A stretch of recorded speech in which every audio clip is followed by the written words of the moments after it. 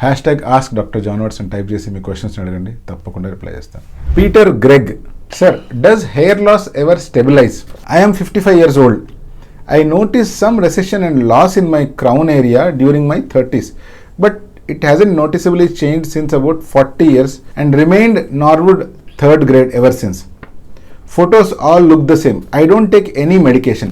If I get a hair transplantation in the area where I have lost hair, would I need to take medications? ఇక్కడ ఇతను చెప్తున్నది ఏంటంటే ఈ వ్యక్తికి 55 years age ఉంది. 30 years అప్పుడు ఇతనికి క్రౌన్ ఏరియాలో హెయిర్ లాస్ కనిపించింది. 40 years తర్వాత నుంచి ఇంకా పెద్దగా చేంజ్ ఏం లేదు. ఈ మధ్యలో 40 years నుంచి ఈ 55 years వచ్చేంత వరకు ఎప్పుడు ఫోటోలు తీసుకున్నా దాదాపుగా సేమ్గానే కనిపిస్తూ ఉన్నాడు.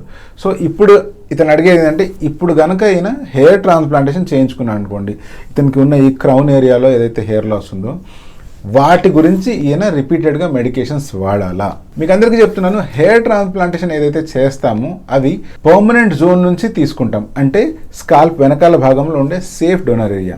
ఇటువంటి హెయిర్ని మళ్ళీ ఇంప్లాంట్ చేసినప్పుడు వాటికి ప్రత్యేకించి మెడికేషన్ అక్కర్లేదు.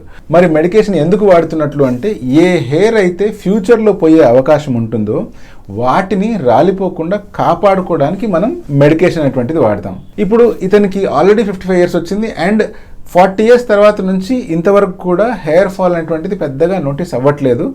ఉన్న బాల్డ్ ఏరియా కూడా అలాగే ఉంది. అండ్ ఇటువంటి సిచ్యువేషన్లో హెయిర్ ట్రాన్స్ప్లాంటేషన్ తర్వాత మెడికేషన్ అవసరమా అంటే అవసరం లేదు. ఎందుకంటే తన ఎగ్జిస్టింగ్ హెయిర్ ఎటు ఫాల్ అవ్వట్లేదు. అండ్ ఇంప్లాంటెడ్ హెయిర్ ఎప్పుడైతే మనం సేఫ్ డోనర్ ఏరియా నుంచి తీసుకుంటామో వాటికి కూడా ప్రత్యేకించి మెడికేషన్ అక్కర్లేదు. సో ఇటువంటప్పుడు హెయిర్ ట్రాన్స్ప్లాంటేషన్ తర్వాత కూడా ఎటువంటి మెడికేషన్ వాడాల్సిన అవసరం ఉండదు.